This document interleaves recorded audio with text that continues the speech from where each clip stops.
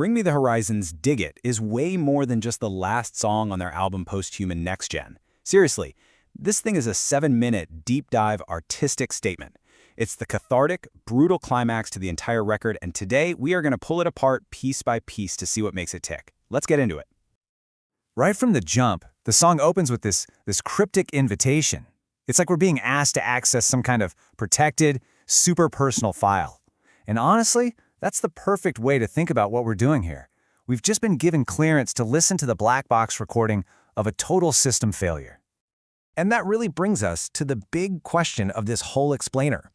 We hear phrases like mental breakdown all the time, but what does it actually sound like when a person and all the systems they rely on completely and totally fall apart? Well, this song is one heck of a harrowing attempt to answer that. Okay, so to start decoding this audio log, we have to start with the most obvious layer, right? The lyrics. And these are raw, unfiltered, and just unflinching. This isn't really poetry, it's more like a direct transcript from a mind that's right at its breaking point. So the whole narrative is framed exactly like a digital autopsy. We're not just supposed to be passive listeners here. No. We're being positioned as emotional forensic investigators, analyzing the one last piece of evidence, that single audio log that tells us exactly what went wrong inside the protagonist's head. And when you start looking at these fragments, these shards of a shattered mind, a really clear pattern starts to emerge. It kicks off with this gut punch of self-hatred, which seems to come from some painful new understanding of the world. That leads to this addiction to just hiding from the pain, and then a jab at a society that lets him hide. And it all ends with this bleak conclusion that maybe we're all just coded to suffer. And here is the absolute gut punch of the song. It's a total rejection of that old saying, that what doesn't kill you makes you stronger. The narrator looks at all the pain he's been through and basically says, yeah, it taught me nothing. The only lesson he learned was pure nihilism. Life is just a grave we're all waiting to fill. And this right here, this is where the lyrical genius just absolutely shines. The hook, "Life is a grave and I dig it," works on 3 different levels all at once. First, you've got the casual slang meaning. Yeah, I get it, I accept it. Then there's the literal one. I am physically digging my own grave.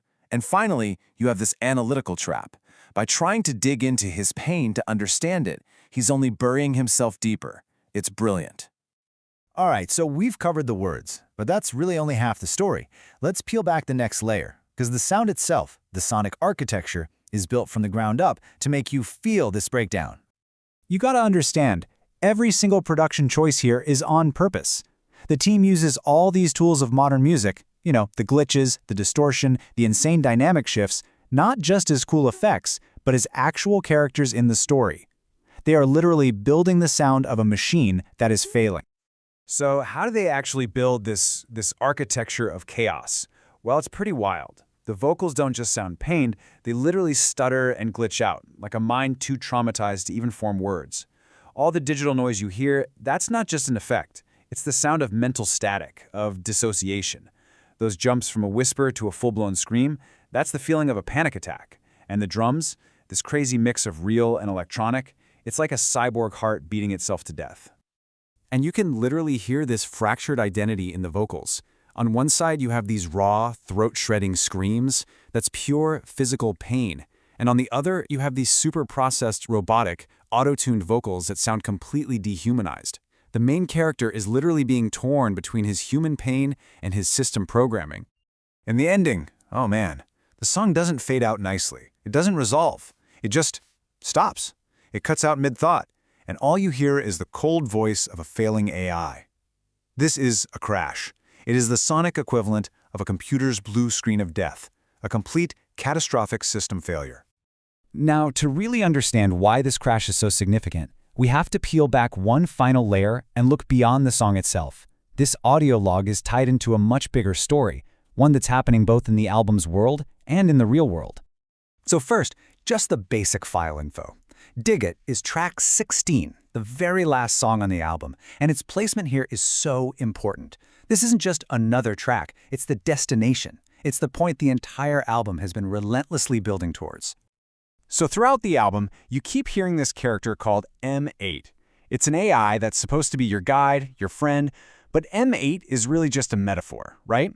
It stands for any system we lean on for help. An app, a therapist, religion, you name it. It's the thing that promises to fix us. And this is where fiction and reality just collide. In an interview, the band's frontman, Oli Sykes, described the song with these exact words. He's framing this collapse not just as a story, but as something that was necessary and painful for his own healing. And that's the key. The song's story of falling apart mirrors a real-life journey. Sykes basically realized he couldn't get better in the same environment that was making him sick. So he had to dismantle his life, end relationships, move out of his country, and just kill off the parts of himself that were tied to that old world. The song is the sound of that demolition. So, all of this brings us to the final layer, the core message of this entire 7-minute epic. When you put the lyrics, the sound, and the real-world context all together, you're left with one single, devastating conclusion. At the end of the day, the song's ultimate argument is that our suffering isn't some mistake. It's not a glitch in the human code.